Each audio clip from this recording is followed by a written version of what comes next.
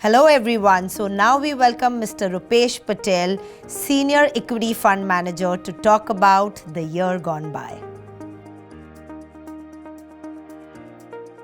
Hi, my name is Rupesh. So talking about 2024, the year gone by. So 2024 started on a base of strong performance in 2023. It turned out to be continuation of same, with small and mid-cap stocks continuing to do better than the broader markets. If we look at 2024, this was a year full of noise around geopolitical developments and election outcomes.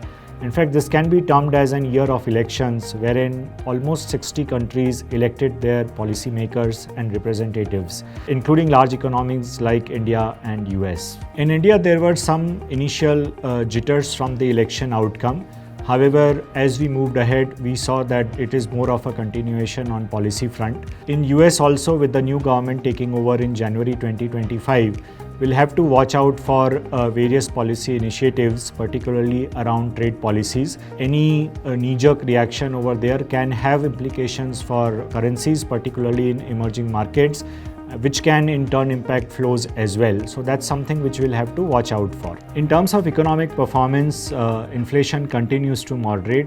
Growth continues to hold up. Whereas if we look at India, there was a bit of a slowdown driven by normalization in consumer sentiments, post-COVID recovery, continued weak demand in rural India, and slowdown in government capex in the run-up to general elections. Going ahead, we believe that this government capex should pick up meaningfully. At the same time, if we look at health of corporate India, it continues to remain benign with stronger balance sheets, and the asset quality in Indian banking system also continues to hold up well.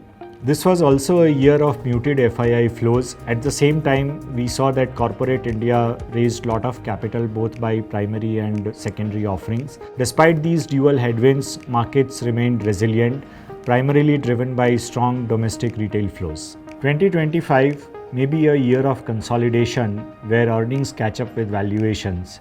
I think it would be important for investors to moderate their return expectations and remember the old investment mantra that to make money in markets, you have to be disciplined and stick to the asset allocation which is right for you. Thank you for your attention. Have a great 2025.